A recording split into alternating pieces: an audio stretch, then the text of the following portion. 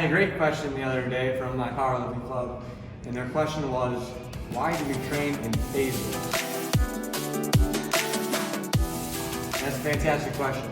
So I explained this to them, and I'm going to try to actually explain it a little bit more in depth today.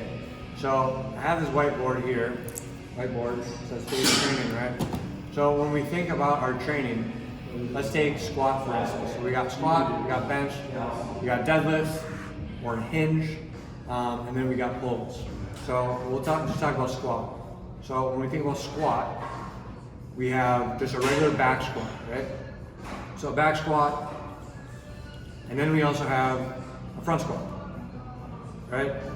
We're just hitting different parts of our legs, different parts of our glutes, different parts of our core, right? There's other parts that come with our squat as well, right? So then we also have, let's say, split squats, right? So when we do a split squat, and we'll come over this way. So everyone typically knows what a back squat looks like and a front squat, right? When we look at split squats, we can use a safety squat bar here.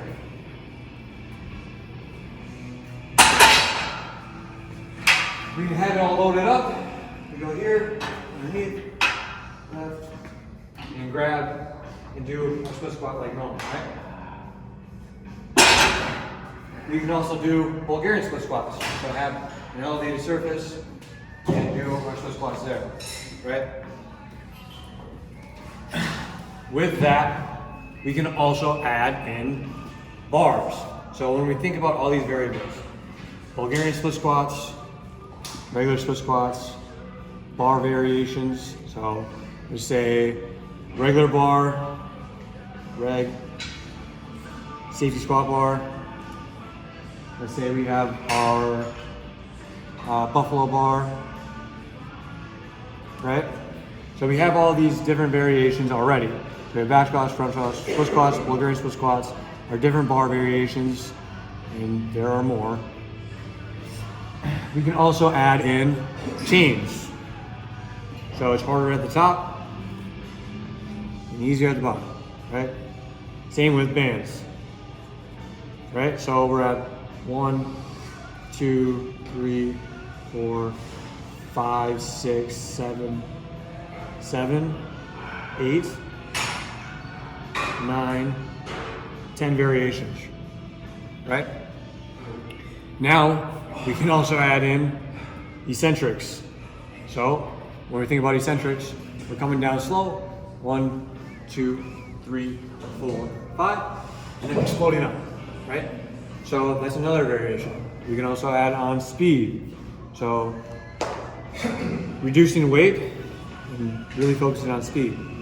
We could do contralateral. So with contralateral, we work on coordination, right?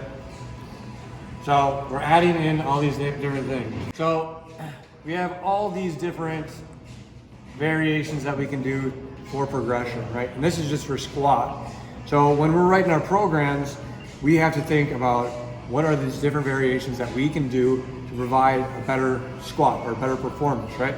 So when we think about our improvement, if we're just doing, let's say, a superset and a generic superset of 1A, 1B, 1C, and then 2A, 2B, 2C, and then 3A, 3B,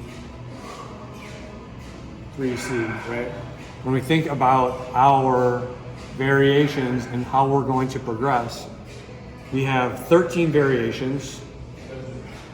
So do the times 9, right? So we're at 13 times 9 for those variations of what we're doing for that movement, right? And how we're going to progress them.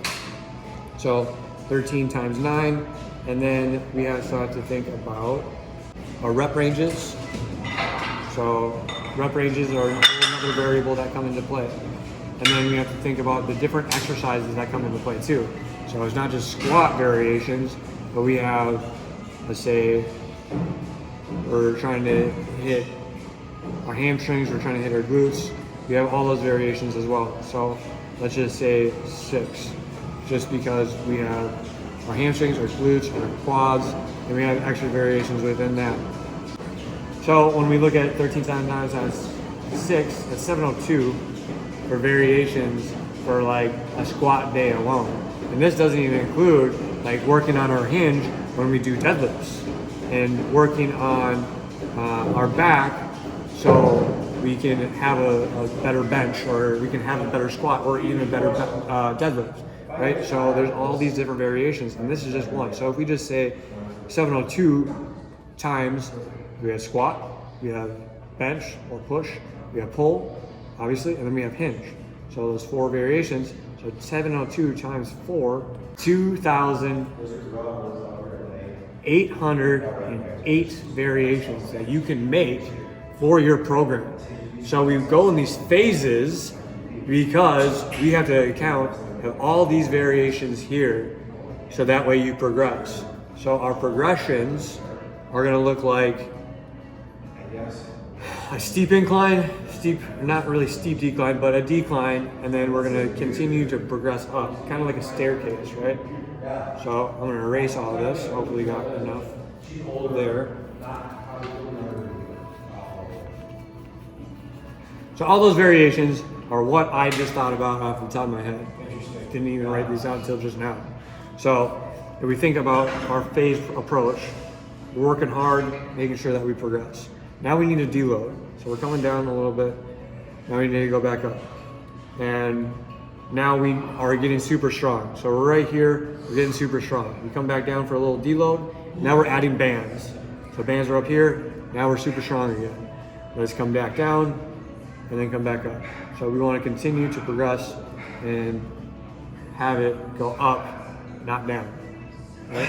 Does that make sense? As we see with the phase approach, you can also use dumbbells. Also keep your elbows in, nice and tight, and you can continue to progress, right? So when we see the young men in the wild in their natural habitat, Take 2. no, we're still same thing. Good job. They are still progressing because they're changing from the barbell to the dumbbells. But they will have to take a step back or add bands or do something else to continue to progress. Looking back at everything again, we want to look at safety squat bar. I mean, we can even think about using different mechanisms. So your back is hurting a little bit, you switch to a belt squat. Highly recommended, right? We take off all that back pressure, and we also use reverse hypercardio, right? We make sure our lats are firing properly. We make sure our lats fire properly. For either bench or for squat, we have our buffalo bar, right? We make sure that your lats are firing in your tops. So we're trying to get stronger at the top of our lifts. We have our bands. You can use any band to make sure that you get stronger. And then you can use chains too. All of that can help you progress. So when we think about our phase approach, your coach will not really think about all these variations because they already have their plan set. But when you are trying to write your own plans, think about those variations for yourself. If you're writing your own plan, make sure you are progressing and not regressing to the point where we're losing our goals, right? So we want to continue to go. Let's start ActIn FITT.